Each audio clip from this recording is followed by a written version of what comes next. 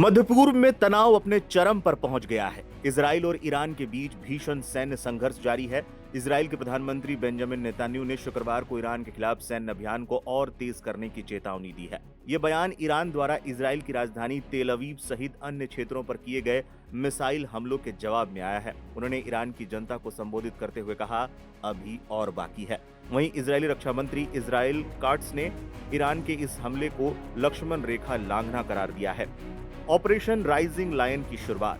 Netanyahu ने शुक्रवार को घोषणा की कि इजराइल ने ऑपरेशन राइजिंग लायन शुरू किया है, जिसे उन्होंने इजराइल के अस्तित्व के लिए ईरानी खतरे को खत्म करने का लक्ष्य बताया। इस ऑपरेशन के तहत इजराइल ने ईरान के 200 से अधिक सैन्य और परमाणु ठिकानों पर हवाई हमले किए हैं।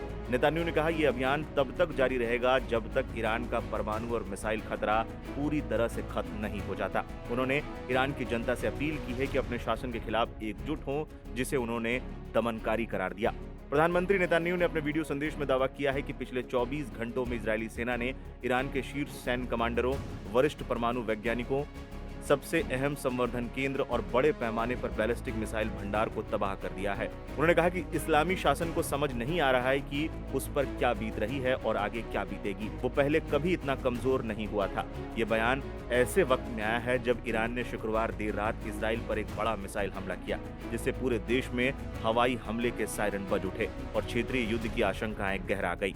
ईरान ने अपने हमले को इजराइल की पिछली सैन्य कार्रवाइयों के जवाब के तौर पर बताया। नेतन्याहू ने ईरानी जनता से सीधे संवाद करते हुए कहा, Aim right, achieve big. At KR Mangalam University, we provide you the platform to turn your dreams into reality. At KR Mangalam University. अब वक्त आ गया है कि ईरानी लोग अपने झंडे और ऐतिहासिक विरासत के नाम पर एकजुट हों और इस क्रूर शासन के खिलाफ आवाज उठाएं। उन्होंने आगे कहा, ईरान के प्रतिष्ठित नागरिकों, हम इतिहास के सबसे बड़े सैन्य अभियानों में से एक ऑपरेशन राइजिंग लायन के बीच हैं। इस्लामी शासन जो आपको लगभग 50 सालों से कुचल रहा है, अब इजराइल को भी मिटाना चाहता है। हमारा लक्ष्य है ईरान के परमाणु और मिसाइल खतरे को समाप्त करना।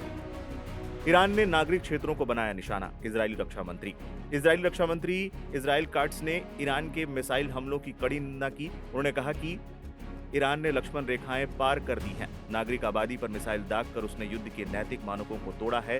हम अपने नागरिकों की रक्षा करते रहेंगे और इस्लामी शासन को उसकी नापाक हरकतों के लिए भारी कीमत चुकानी होगी। क्षेत्रीय युद्ध का खतरा बढ़ा। इस तीखी जवाबी कार्रवाई और बयानों के बीच अंतर्राष्ट्रीय समुदाय में गहरी चिंता छा गई है। अमेरिका, यूरोपीय संघ और संयुक्त राष्ट्र सहित कई वैश्विक ताकतें दोनों देशों से संयम बरतने की अपील कर रहे हैं, लेकिन अब तक दोनों पक्ष पीछे हटने के मूड में नहीं दिख रहे हैं। मध्य पूर्व में दशकों से चली आ रही तनाव में ये सबसे खतरनाक स्थिति मानी जा रही है, जिससे न केवल इजराइल और ईरान बल्कि पूरे क्षेत्र की शांति और स्थिरता पर खतरा मंडराने लगा है।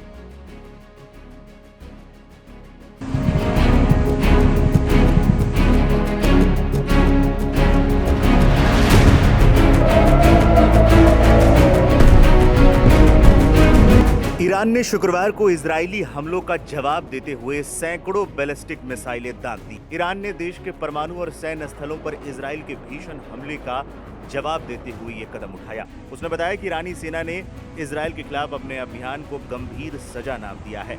इन हमलों में अब तक 2 लोगों की मौत की बात सामने आ रही है, वहीं 20 से अधिक लोग घायल बताए जा रहे हैं। ईरान ने इजरायली हमलों के बीच एक बड़ा दावा किया है, जिसने सनसनी मचा दी है।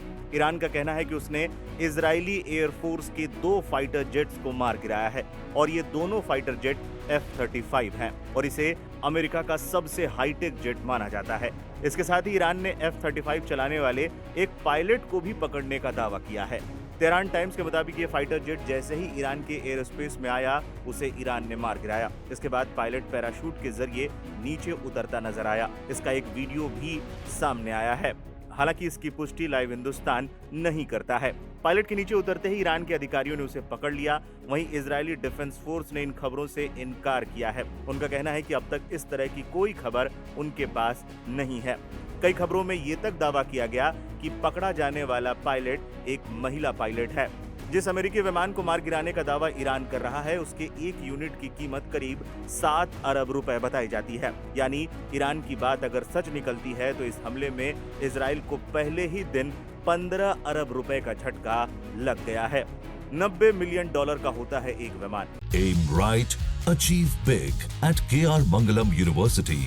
We provide you the platform to turn your dreams into reality at KR Mangalam University. F-35 लड़ाकू विमान को अमेरिका का 5वें जनरेशन का लड़ाकू विमान माना जाता है। ये स्टेल्थ फाइटर जेट है। अमेरिका इसे अपने सबसे मजबूत और हाईटेक विमान बताकर बेचता है।